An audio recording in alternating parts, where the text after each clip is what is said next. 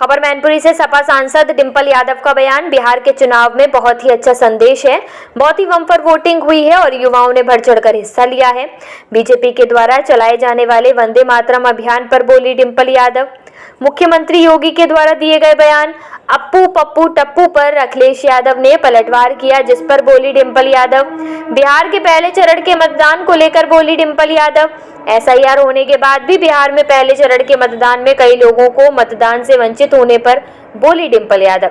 राहुल गांधी का बयान वोट चोरी का मुद्दा जेनजी तक लेकर जाएंगे, इस पर बोली डिंपल यादव। बिहार का चुनाव महागठबंधन के पक्ष में आता है तो क्या बिहार की रणनीति उत्तर प्रदेश के चुनाव में काम करेगी, जिस पर बोली डिंपल यादव।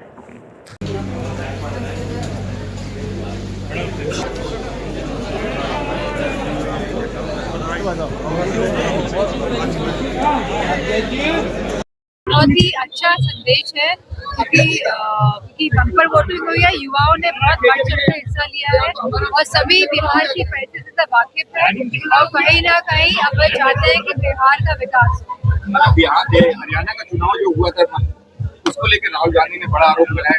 बिहार जो हरियाणा का चुनाव है वो चोरी से बनी हुई सरकार है। क्या लग रहा है कि क्या सरकार वोट में हेर फेर करती है या तो अभी किस तरह से राहुल गांधी का एक नया खुलासा हुआ है, क्या कैसे लगता है? लगातार विपक्षी पार्टियों का निरंतर कहना है कि कहीं ना कहीं ये सरकार प्रशासन शासन के माध्यम से, वोट काटने के माध्यम से और अब एक नए लेवल का जो भ्रष्टाचार वोटर लिस्टों का सामने दिखाई दे रहा है, ये पूरे हमारा जो लोकतंत्र है इसके लिए खतरा नजर आ रहा है। बीजेपी ने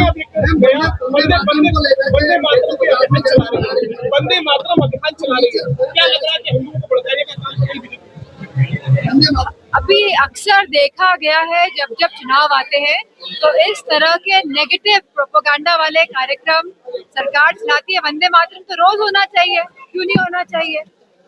तो ये बेसिकली लोगों का ध्यान भटकाने के लिए और जो मूल मुद्दे हैं, जहाँ युवा और रोजगार का मुद्दा है, जहाँ पे आप युवाओं को नौकरी नहीं दे पा रहे, जहाँ कोई मैन्युफैक्चरिंग सेटअप्स नहीं कर पा रहे हैं, जहाँ शिक्षा और स्वास्थ्य की व्यवस्थाएं पूरी तरह चरमरा गई है और पूरे उत्तर प्रदेश में जिस तरह का भ्रष्टाचार देखने को मिल रहा है, मैं समझती हूँ इतना भ्रष्टाचार कभी किसी सरकार में कहीं नहीं हुआ।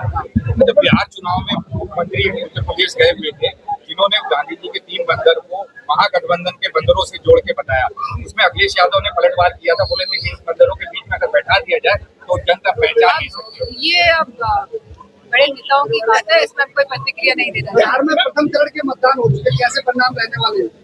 अच्छे परिणाम रहने वाले और गठबंधन के लिए बहुत ही अच्छी सूचनाएं आ रही हैं और दूसरा जो फेज होने वाला है उसमें और भी अच्छे बढ़ चढ़ के लोग वोटिंग में हिस्सा लेने वाले हैं। मैडम, जैसा कि एसआईआर को लेकर लगातार बात कही जा रही है कि बिहार में वोटरों को वोट नहीं डालने के लिए कैसे देखते हैं? अब जब ऐसा वोट तो चाहे एसआईआर हो चाहे ना हो, पहले भी लगातार समाजवादी पार्टी ने भी ये बात कही है इलेक्शंस में पिछले कई कि वोटर्स के नाम सूची में है ही नहीं और जो अंदर की जो बूथ लिस्ट है और जो बाहर की बूथ लिस्ट है, दोनों फर्क है। बाहर की बूथ लिस्ट में जो नाम है वो अंदर वाली बूथ लिस्ट में नाम नहीं है। तो कहीं ना कहीं ये सरकार हर स्टेप में कहीं ना कहीं वोट किस तरह विपक्षी पार्टियों के घटाए जाए इस पर लगातार काम कर रही है। लगातार शिकायतों के बाद भी आयोग इस बात को सुन नहीं रहे, किसी भी विरोधी दल के नेताओं।